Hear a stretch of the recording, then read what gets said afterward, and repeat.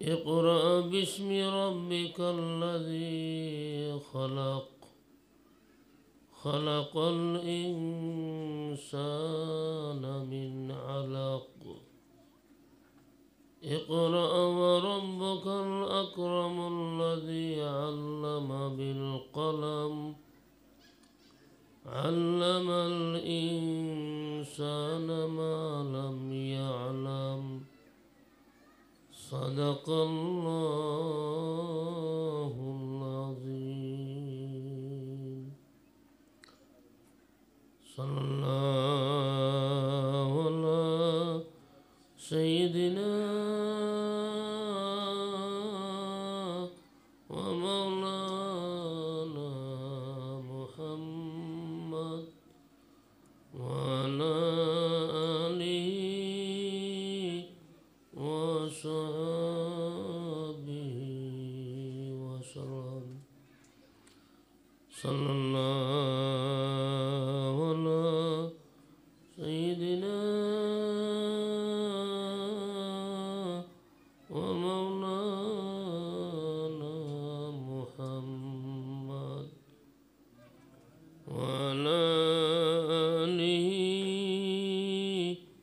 وصحبه وسلم মোহতারাম হাজিরিন, আমরা জুমার দিন আসরের নামাজের পরে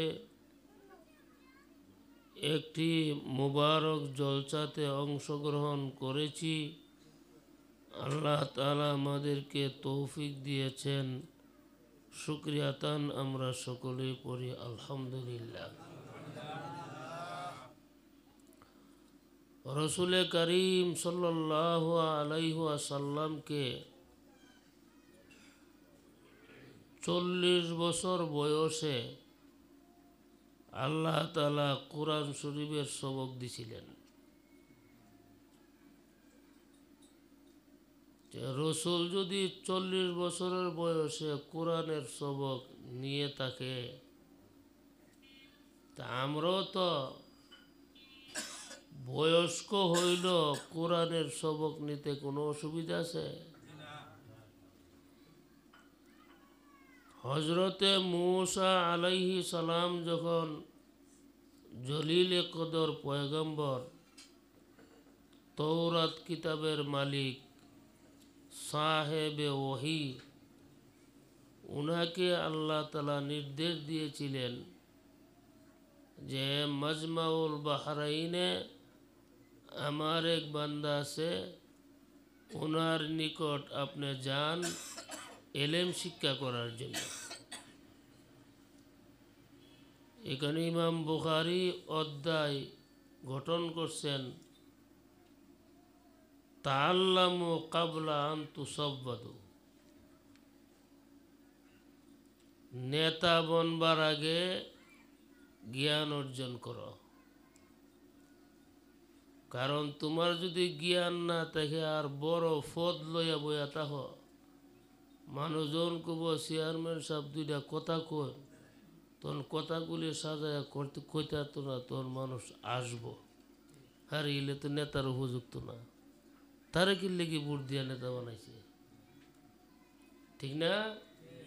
এমপি যখন সংসদে কথা বলার যোগ্যতা রাখে না, তখন জনগণ আফসোস করে তারে ভোটটা দিয়ে ভুল করছি, তার সংসদে কথা কইতে না, ঠিক নেই? মেম্বার বানাইছে, বেটা সোজা করে হার হইতেই পারে না, ভোট তো দেলাইছে মানুষে। এখানে ইমাম বুখারী কত বড় বিচক্ষণ ব্যক্তি, উনি ভাবছে তাআল্লামু ক্বাবলা আন তুসাব্বাদু, সর্দার বনবার আগে জ্ঞান শিখো, এলেম শিখো, তাইলে তোমার সর্দারি ঠিক থাকবো। এলেম যদি না থাকে তোমার সর্দারি আস্তে আস্তে আস্তে আস্তে ক্যান্সেল হয়ে যাব।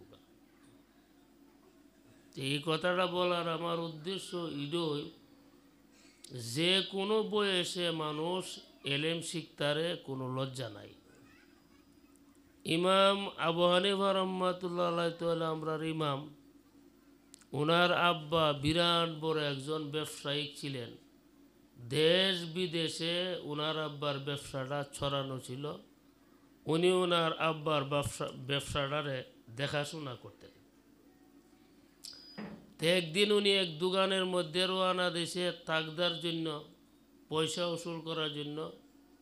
ওনার উস্তাদে ওনারে দেখছে, দেখা বলল তোমার নাম? বলল যে আমার নাম তো নুমান বিন সাবিত। আবু হানিফার আসল নাম হলো নুমান, আমার নাম তো হলো নুমান, আমার আব্বার নাম সাবিত। তখন উস্তাদে বলছিল, বাবা তুমি কি করো? আমি তো ব্যবসা করি। আরে তুমি যে ব্যবসা করো, তোমার চেহারার মধ্যে তো এলেমের গন্ধ হইতেছি আমি, তোমার চেহারার মধ্যে এলেম আছে তো। ওই সময় ইমাম আবু হানিফার বয়স ছিল 21 বছর। উনি 21 বছরের বয়সে এই কথাটা শুই না, উনি এলেম শিক্ষা করার পিছনে লাগছে। এলেম শিখতে শিখতে শিখতে শিখতে যুগ শ্রেষ্ঠ ফকি এবং ইমাম হয়ে গেছে। আর আমরা 15 বছর বয়স হলে কেমনে বিয়াহান করুম, বিদেশ যামো, বাড়িঘর সুন্দর করুম, এই নানান জামালার মধ্যে আমরা পড়ে যাই। ওহনের মানুষ 7 বছরের বয়সে যে বোঝা বুঝে, আমরা যে ভালো বয়স 50 এ ভালো অতলা বোঝা বুঝছি না। ফুলা মানে ছোটো লেখাপড়া করতেছে, হ্যাঁ বয়ে বয়ে ফিকির করে আমি অল্প বয়সে টাকা কেমনে রুজি করুম, বাড়ি কেমনে সুন্দর করুম, গাড়িগুলা কেমনে কিনুম, এই ফিকিরে তাই। এখানে অধিকাংশ ছেলে লেখাপড়ার থেকে বঞ্চিত হইতেছে, বিদেশ যেতেছে। যাই না আপনি এয়ারপোর্ট, হাজার হাজার ছোটো ছোটো বাচ্চারা বিদেশ যেতেছে, লেখাপড়া নাই, গাড়ির জন্য পড়াইতে পারে না, দুষ্টামি করে। কোন দরবার লাগাই তাদের বিদেশ ফেলাই না। ঠিক নি কথাটা? স্কুলের মধ্যে যেন গিয়া দেন ফুরিফান বেশি, ফুলাফান নাই। ফুলাফান আছে, স্কুল আছে, স্কুলের মধ্যে হুদ ফুরিফান দলের দলে যেতেছে, ফুলাফান যেতেছে বিদেশ। এইভাবে যদি এই দেশের মধ্যে মেধাবী ছাত্র যদি না থাকে, এতে দেশ চালাইব কেটা? সব যদি বিদেশ জায়গা, মরক্কো দিয়ে দেশ চলে, শিক্ষিত লোক লাগে।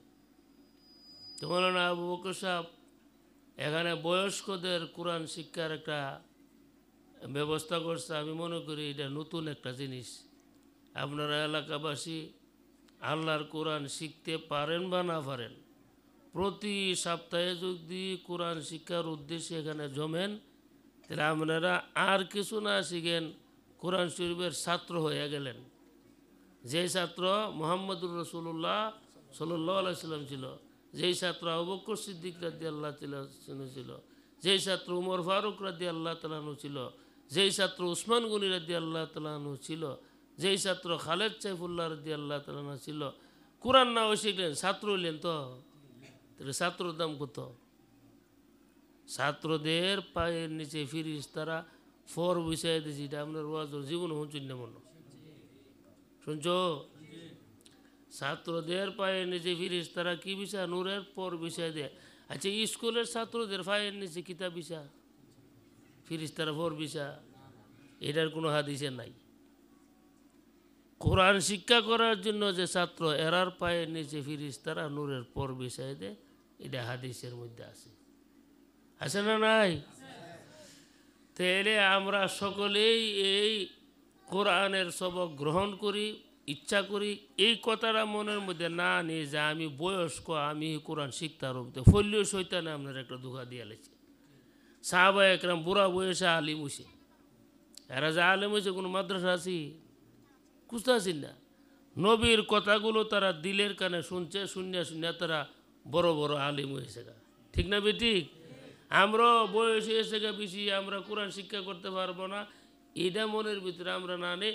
আমরা সাহস নিয়ে কোরআন শিক্ষার আসর আমরা বসা যাই, হইতে পারে আল্লাহ আপনার কলবের মধ্যে কোরআন ঢাইলেও দিতে পারে।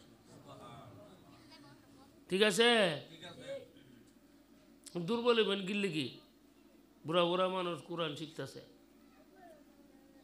আমরা বাড়ির মধ্যে অন্তত 20-40 জন বুড়া মহিলা কোরআন শরীফ শিক্ষা লেছি। হেরার পিছিয়ে মেহনত করছে করছে, হেরা আস্তে আস্তে কোরআন শরীফ শিক্ষা লেছি। আর শিক্ষাতে না গিল্লি কি? আল্লাহ আমরা হযরত মুসা আলাইহিস সালামের উপরে যখন তৌরাত কিতাব নাজিল ছিল, তখন তৌরাত কিতাবটা অনেক বড় আছিল। তৌরাত কিতাবের মধ্যে 1000 সূরা ছিল, একটা সূরার মধ্যে 1000 আয়াত ছিল। কোনছেন কত বড় কিতাব। তে মুসা নবী বলল, আল্লাহ অত বড় কিতাব আমার উম্মত পড়ব কেমনে? তখন আল্লাহ বলছিল, আমনের কিতাবের চেয়ে বড় কিতাব আমি আখিরি নবীর উম্মতরে দান করব। তখন মুসা নবী বলল যে আল্লাহ তে হেরা দি হায়াত কম, আখিরি নবীর উম্মতের হেরা অত বড় কিতাব পড়তে পারব? তখন আল্লাহ বলছে, আমি আখিরি নবীর উম্মতরে যে কিতাবটা দিব কোরআন শরীফ, এটা আমি এমন সহজ করে দেবো ছোটো ছোটো বাচ্চারা পড়তে পারবো। আসলে বাস্তব ঠিক।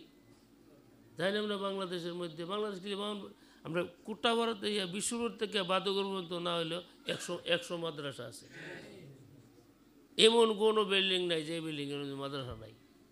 গিয়া দেন ছোটো ছোটো বাচ্চারা কোরআন শরীফ পড়তেছে। এরা যদি পারে আমরা পারতাম না? তো এই এলাকার মুরব্বী যারা আছেন, যারা শিক্ষিত যারা আছেন, আমরা সকলে কোরআন শিক্ষার প্রতি আমরা মনোযোগ দেই। যদি কোরআন শিক্ষাটা আমরা গ্রহণ করি আর এই কোরআন তেলাওয়াতের মধ্যে আমরা আমল করি, আল্লাহ তাআলা হইতে পারি উসিলা আল্লাহ আমরা মাফ করতে পারে। ঠিক আছে রে প্রদীপ ভাই? কি থাকো আইবেন এর মধ্যে প্রতি সপ্তাহে একদিন আইবেন, কোরআন শরীফ শিখবেন। কোরআন শরীফের সাথে একটা সম্পর্ক হয়ে গেল। আর আমরা যার যার আমল দুরুস্ত করবার চেষ্টা করি, আমল সংশোধন করি।